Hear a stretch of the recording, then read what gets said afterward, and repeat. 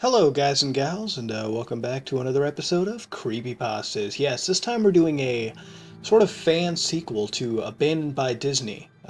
It's called A Tape from Treasure Island. So that being said, let's sit back and enjoy the creepypasta.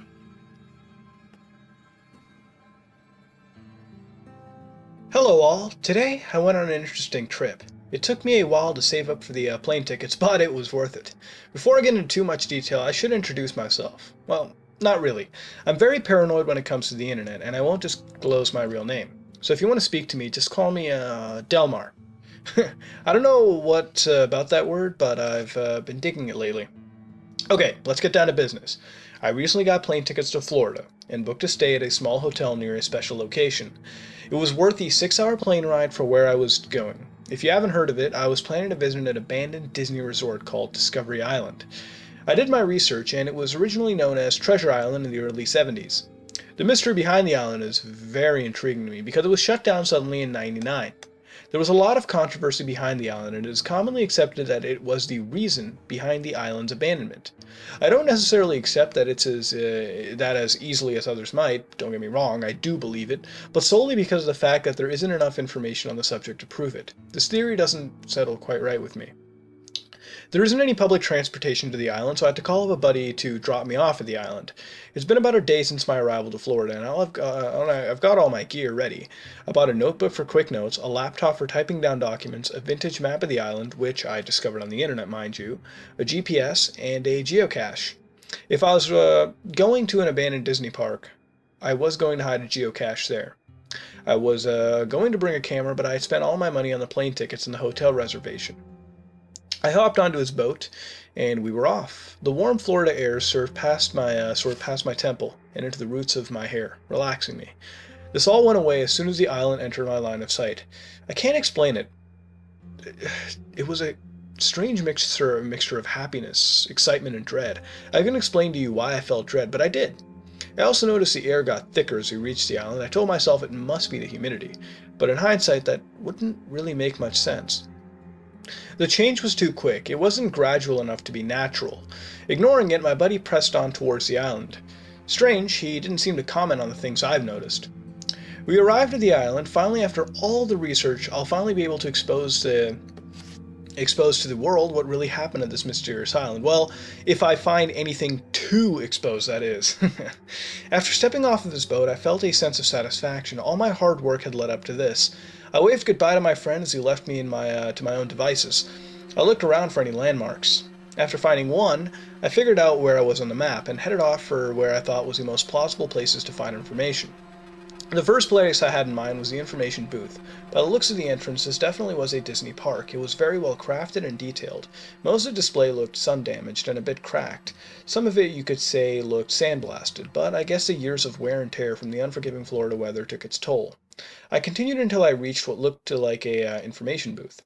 The sign was faded, and the paint was chipping. It was hanging by the nail, and it obscured my view from the inside. I slid it out of the way. Inside was a perfectly normal information booth, as expected. There was an eggshell white desk with assorted tickets on it. It even had some pamphlets mixed in. Taking the liberty of grabbing one of the pamphlets, I ran over to the nearest bench and laid it out. Also faded and water damage, deciphered as much of the text as I could and typed it into a Word document. I noticed something funny, though. I had an internet connection. The place was closed in the '90s. Why the fuck would there be a free Wi-Fi here? Even if I could explain why there was Wi-Fi, why did I connect without my knowledge? I don't have auto-connect on or anything. I checked the router name and the IP. The router name was Radio Nick. It didn't display an IP. It seemed to work fine. My internet browser was functioning perfectly. I shrugged it off and decided to take this opportunity to do a little more research. Didn't find anything that I didn't already know. I continued to copy down the contents of the pamphlets. Finishing, I packed up my laptop and continued my journey. It was starting to get dark, which was strange. It was only 2, according to my laptop. I called up my buddy, and he came and picked me up. I asked him what time it usually got dark in Florida. He told me around this time of year, which was June by the way, the sun set roughly 8 to 8:30. Perplexed, I opened up my laptop to see the time was in fact 8:30. It literally said 2 o'clock 10 minutes ago. Don't freak yourself out, I told myself. It was probably just that sketchy router you connected to that messed up your time, I guess. Probably was set to the wrong time zone or something, I don't know. We arrived to shore. and I took my rental car to the hotel. After typing this up, it's really put into perspective how weird it really was. I'll pick up on my exploration tomorrow. I have about 4 more days on my reservation, and I'm planning to make the best out of them. The island is hiding something big. I cannot think of any logical explanation of what I've witnessed today. I feel impure. That's the only word that comes to mind when describing what I feel. Something unholy has to have happened at that island, and it's my duty to find out. Okay, before I get into what happened, let me level with you for a second. Here's the information I've got. Remember the last post when I told you to call me Delmar? You thought that was a completely random name, and in all honesty, I thought so too. Remember that name of the mysterious Wi-Fi signal I was getting? It was Radio Nick. Those two names are linked. I dug a little deeper into the story of the island, and I found out the original owner of the island was a man by the name of Delmar Nicholson. His nickname was Radio Nick. I couldn't find any records on him, but I did get some information about after interviewing some locals. They said he was the reclusive type. He seemed to have a dark cloud hovering over him at all times. He was antisocial. He didn't talk to anybody. I even heard some claim that he was, get this, a Satanist. A fucking Satanist. That's a comforting thought while roaming the island previously owned by a freaking Satanist. But I have heard other claims that he was a Wiccan. Other people said he was a combination of both, or as they described it, a Wiccan that believes in the power of Satan. Just keep that in mind when you're reading what happened to me. So I had just arrived on the island. You could say I was a little uneasy, kind of on edge, armed with some new information. I still got that same feeling of dread as the day before, only this time I felt sadder than anything. I still entered the park, determined to find out about this whole Radio Nick thing. I planned my route that night before. The first stop was the Explorer's Outpost. Judging by that name, it was some sort of employee area. I couldn't find any info on it. I'll just trust my gut. I headed up to the dock and took a left. There was a building with an attached roof that had splintered from storms since the closing, and walls made out of various wooden sticks. Most of them snapped in half. A small sign stood out front. Explorer's Outpost, it said. I think I'm in the right place. Before proceeding inside, I looked up and remembered the position of the sun. I walked through what was left of the deteriorating front door into a tropical room. It had an information desk and some benches. All the ropes used to form lines had fallen over, and the door leading to behind the desk was blown apart. More so than most of the room. It's as if something forced its way into the back. I proceeded with caution into the back room. There was a room with a bunch of filing cabinets inside. Most of them hung open, and half of the files were on the floor. The corner in particular was very dark, almost unnaturally dark, but something about it made me freeze. Something turned its head around, and its eyes reflected the light coming into the room. The eyes lunged at me. The light revealed it was a vulture. It stopped short of my face, and instead of attacking me, it hovered while waving its wings at me, as if shooing me away. I fell on my back, and the vulture landed on the ground below it. It bowed its head at me. My heart was racing a mile a minute, but that gesture made me feel safe.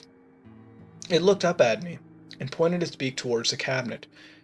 It tapped its beak on the face of the cabinet. It read, real estate. I opened up the cabinet as the vulture watched. Only about 5 folders were present. I take them. The vulture waves its wings. Okay, you've got my attention. It taps its beak on another cabinet. It was the employee records. I take those as well. And to my surprise, I turn around for more instructions, and the vulture was gone. I didn't hear it fly away or anything. It was just gone. I wouldn't say I fled the island. I briskly walked at a pace that you could compare to running in fear. I sat at the dock and waited for my buddy to come pick me up. When he arrived, I was so relieved, but as soon as I stepped onto the boat, this overwhelming feeling of fear and dread overcame me, and I felt really dizzy. I fell over onto my buddy's arms, and he drove me home. He's a good friend. It took it easy from there. I still really feel uneasy and sad about, well, I don't know. I feel constricted for some reason, as if there's something looming over me, something that I couldn't control. Well, despite my mental condition, I'm still looking into what happened on the island. I should probably start looking through those papers. See you all soon. Guys, this is going to be a very short post, but this is the information I got. It perfectly correlates with what happened yesterday. I was looking through the employee records, and my suspicions have been confirmed. The Radio Nick guy was a huge Satanist. The employee summary says that after the island was sold to Disney and corporations, Radio Nick, we'll call him Nicholson, applied as an employee after the island's construction was completed. They assumed it was because he couldn't bear to leave his beloved island. In the first couple of years, he acted normally, but his later years, just after the closing, other employees noticed a change in his behavior. Every day, like clockwork, he walked into the jungle by the South American aviary section. Not to be seen for a couple of hours, his superiors continually told him this behavior affected his workflow. This eventually led to his termination. Interestingly enough, the employee summary just abruptly ends there. But handwritten after the ends of the summary was some Russian text. It took me a half hour to decipher the individual symbols, and I eventually translated it online to the word Lucifer's foul game. This astonished me and left me a bit confused. I analyzed what it could mean, and I've come to the conclusion that this whole thing has to do with birds. The vultures were the key. I read up that in some cultures the vulture is considered to be a symbol of good. It makes me think that these vultures are trying to protect me from something, as well as exposing the truth. I've also read that there was a controversy connected to the vultures that took place when the park was still active. Disney employees were killing vultures because they said they were endangering the aviary life on the island.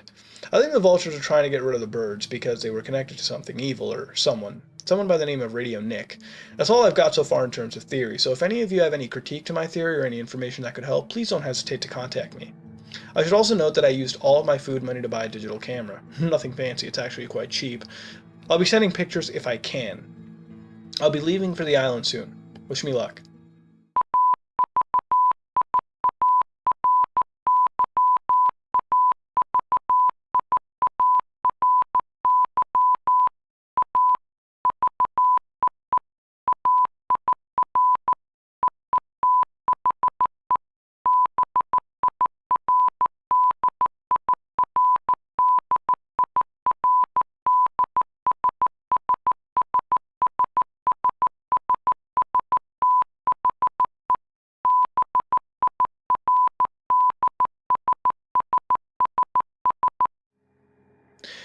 Hey guys, this is quote-unquote Delmar's friend. I'm the one who's been boating him back and forth from the island. I have some weird news for you guys. Delmar is currently incapacitated and incapable of getting a post out. He's out cold on his hotel bed right now, and he's been having night terrors.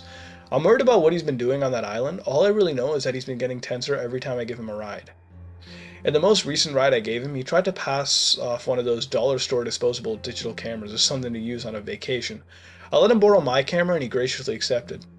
After leaving, I was only in my house for 15 minutes before receiving a text from him. The text said, "Come now, C25VD2HPDGU !"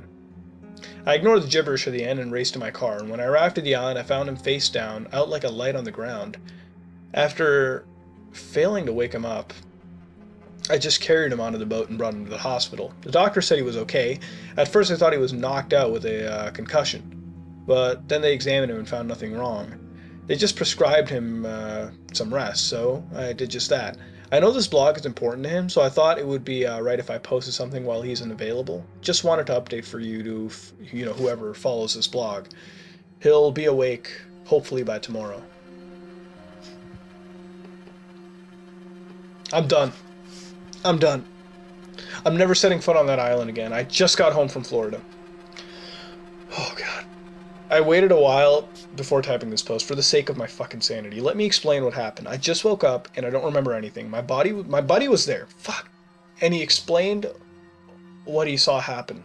We talked for a while before he left because he had errands to run. I got comfy in my bed and turned on the TV. The TV illuminated the room and I noticed the camera that my buddy let me borrow. Crap, he forgot it. I get out of bed and pick it up and turn it on to see if I should recharge the battery. It's common courtesy. It was then I noticed that there was only a couple minutes left on the tape. He gave me a blank tape with about 2 hours of footage on it. That means I recorded something. That's impossible though. I was only there for like half an hour on the island. A morbid curiosity overcame me, and I decided to plug it in and watch it. It started out with me waving goodbye to my buddy. I began to hike through the island. The video cut to me in the aviary section of the island. Keep in mind that I don't remember any of this. I was looking around for anything that might answer some questions. I headed to the maintenance area around the bird exhibits. I closed the door behind me, being the genius I am. It was somewhat dark in there. Light enough so you could see, but dark enough so could make you feel uncomfortable. It was a room full of birds, bags of birdseed. Some ripped open and spilled on the floor. There was a bucket on the corner, from what I can see, with some scrapers next to it. I could only guess that's what that's for. I continued on into the dim room. When I found a room with a bunch of pedestals scattered on the floor, it seemed like they were ripped off of something and hastily thrown into this back room. I put the camera on the nearby AC unit, and I watched myself pick one of them up. I looked surprised and a bit scared. I showed the camera the face of the pedestal. It was one of those information pedestals that taught you about the bird, and it was showcasing, a little panel that told you about it. It had an upside-down pentagram burned on it. I paused the tape to clear my head, after which I continued, braced for the worst. I picked up another one and showed this one to the camera. An upside-down cross with what appears to be a crude Mickey Mouse was nailed onto it. I put it down slowly, but a bang made me freeze. I stood there for about 10 seconds before something made me grab the camera and run. The video cut to me walking around outside. It was dark out now. Using a flashlight to lead the way, I briskly walked through the park. It was eerily quiet, and the only sounds I could hear were heavy breathing and quiet footsteps. I continued for about 10 minutes. The video cut again, and this time I was in what appeared to be a bathroom. I was kneeling on the ground facing the side of the stall. I was leaning on as if I was being deprived of strength. I turned towards the camera and started to softly sob. I was feeling uneasy watching this as I don't normally cry, but after a bit of sobbing, a voice from the distance, it sounded female, simply stated, "Stop," in a firm voice. I did as she commanded. I hesitated for a bit, and without warning, I punched a hole through the hard plastic stall wall and began to scream before the video cut to a new scene. This time, I was in a security room.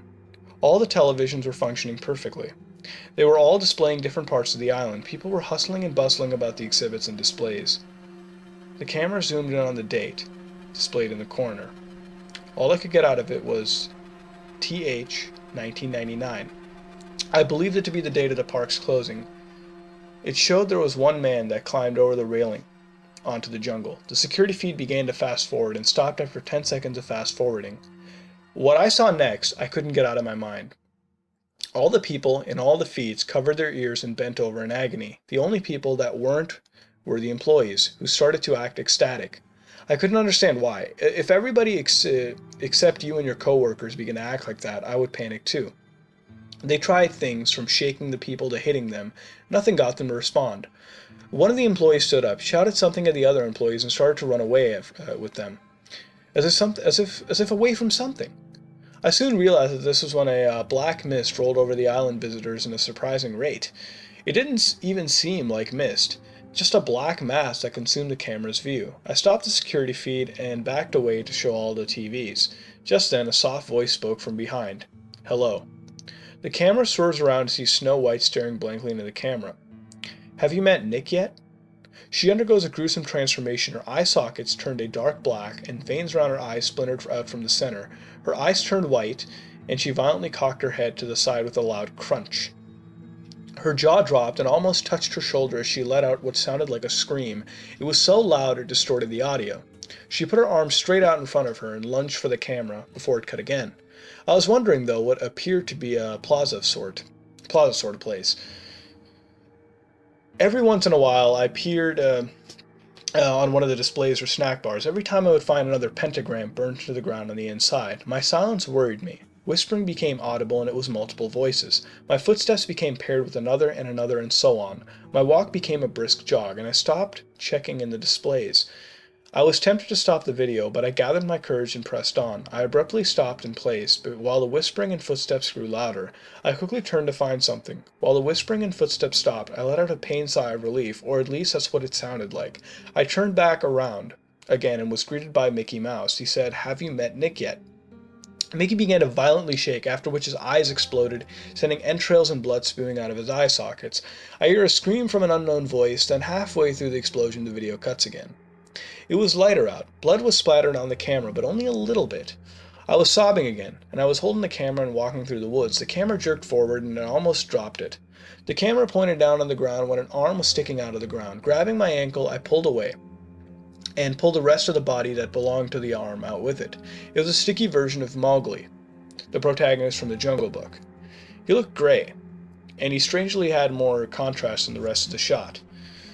His hair had fallen out, leaving only a couple of dangly strands. I started to scream for help. I dropped the camera, showing a shot of multiple Mowglis coming in and climbing onto the trees. They were all barking and yelling. My foot had just escaped the camera's view as all the Mowglis pounced onto me, also escaping the camera's view. After that it got quiet. The camera sat there for roughly 30 seconds. Re-entering view, I stood up, picked up the camera, walked through the jungle for a while until I got to a cliff. I had to jump over a railing to get to it. I placed the camera down, walked to the edge of the cliff, leaned over the edge, and fell. I'm done. I'm done asking questions. I'm done being curious. I'm done looking for answers. I'm fucking done. I refuse to try to analyze anything I saw on that tape. I refuse to further explore on the topic. I'm done with this blog. This will be my last post. I know this may be an anticlimactic ending, but I honestly couldn't care. Feel free to speculate and discuss any theories on this. Just know that I will not be answering any questions. No, I will not provide the video. I'm not wasting my time digitizing it. The only thing I will provide is the only picture I found on my digital camera that I brought. Goodbye all. I'm done. I'm done. Well, that was actually a really good creepypasta. I mean, it's been a long time since I've actually had, hairs raised. I mean, I've literally had hairs raised reading this, so I'm not gonna lie there.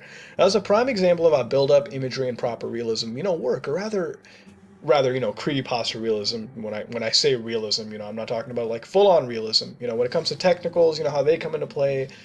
When they're all done right, they make for really good creepypasta. Now, before we press on, I have to mention the blood thing. Last episode, some of you didn't like when I nitpick blood all the time, and I admit I'll do it a lot ever since the beginning.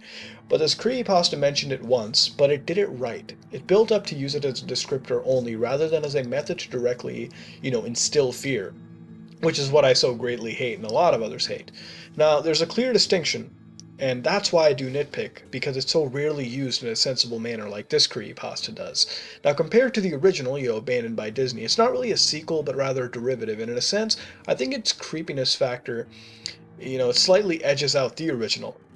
What this does is it sets up the internet posting storytelling manner, which is evident in Mario and other creepypastas. Now, it's written well, and it has proper gaps of real-world time between each post, so it reads out to be very believable. The technical aspects of the creepypasta were proper, and the reaction to the protagonist was, in my opinion, the best part.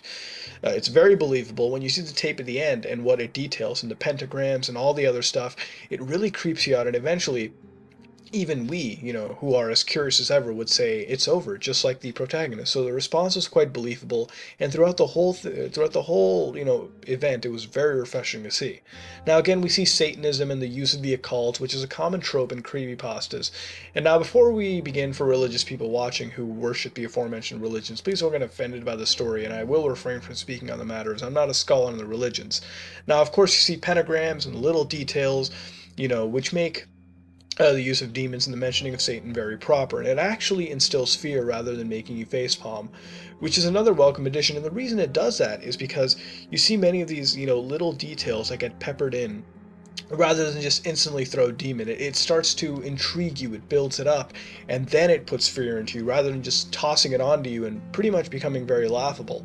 All in all, I thought this was very well done, and I noticed some long-time viewers, creepypastas, are becoming stale, really, like all things, in general. But this is a good sign, a very good sign of the land of creepypastas, that if we get more awesome ones like this, then 2014 is already looking to be a very damn good year.